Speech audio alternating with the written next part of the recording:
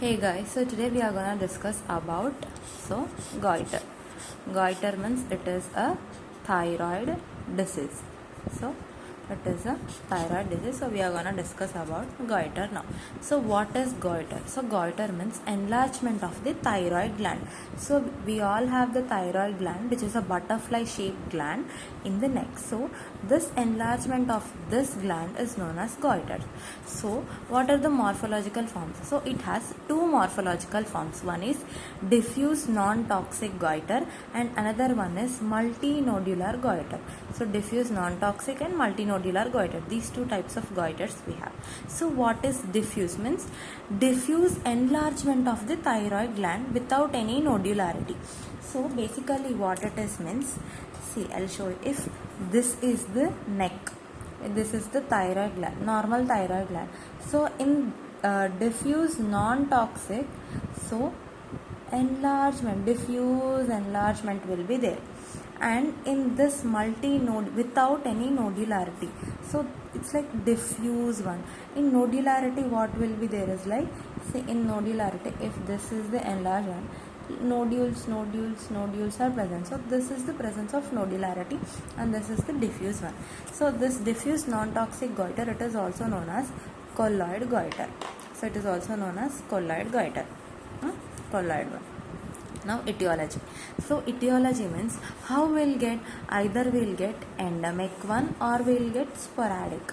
Endemic means which is the more frequent one. So endemic means people who are living in a particular place. So in a particular place, those people, everyone have goiter. So why they are having? So either there is due to deficiency of iodine in the soil, water or food, and mountainous areas. These are seen in mainly mountainous areas, and ingestion of goitrogens. Goitrogens means these are the food. These food like cauliflower, cabbage and turnips, cassava root.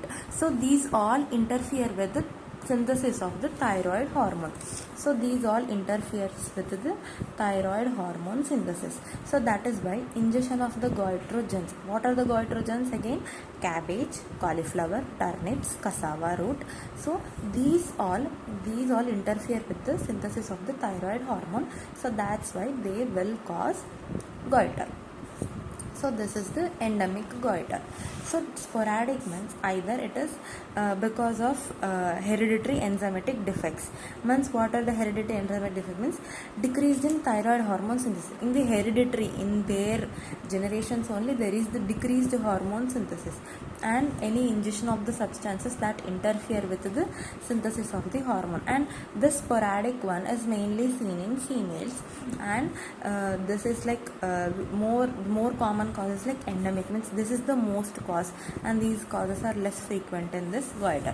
So now you studied about what is goiter, what are the morphological forms and etiology. So now let's move to the pathogenesis of the goiter. Wait a minute. So pathogenesis. So pathogenesis what? So first, either why it is caused, tell me. Either deficiency of the iodine or goitrogens. Goitrogens, just now I told you, they will decrease the synthesis of the thyroid hormone, and decrease the deficiency of iodine in food, water, soil, etc. So because of this, what will happen? Decreased synthesis of the thyroid hormone. So as thyroid hormone is decreased, then synthesis is decreasing. So what our pituitary will do? So pituitary will release more and more TSH. TSH means thyroid stimulating hormone. So this thyroid stimulating hormone, what it will do is it will go to the thyroid gland and it will act on the thyroid gland, and it will make synthesis of the thyroid hormone. It will produce the thyroid hormone. So because there is deficiency, so pituitary will do a compensatory increase in serum TSH levels, so that to increase the production of the thyroid hormone. So there is compensatory increase in serum TSH. So because of this, so what will happen? Continuous serum TSH is released. So the gland is like deficient, means there is no production. So what it will do, either it will become hypertrophy. Hypertrophy means what?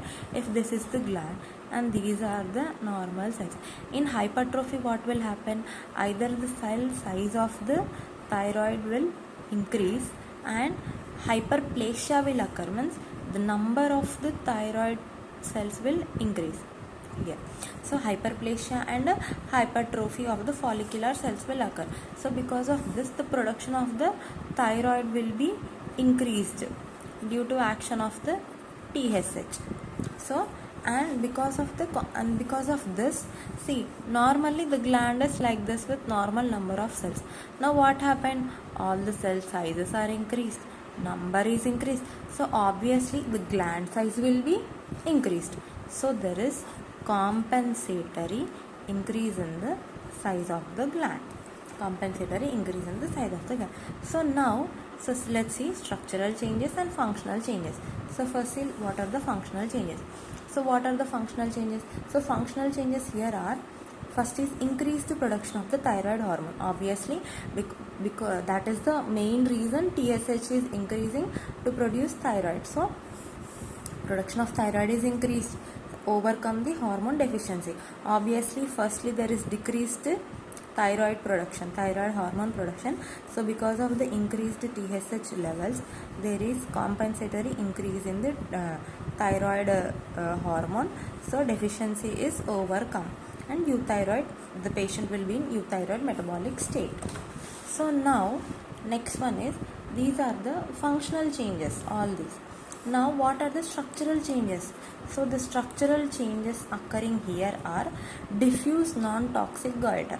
Means diffuse means here, this one, diffusely it is increasing. So firstly the gland will be increasing diffusely, but as the time goes on, so as like every time TSH comes and it will start increasing, always hyperplasia occurs, hypertrophy occurs. So because of recurrent episodes of these recurrent episodes of hyperplasia, so there occurs multinodular goiter. So why normally it is like this? So because of the recurrent episodes, nodules will be formed, nodules will be formed in the thyroid gland. So it will cause multinodular goiter. So this is all about the pathogenesis, etiology and goiter. So I hope you understood this well.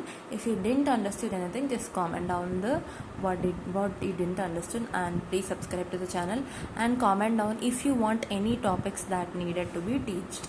Okay, thank you guys.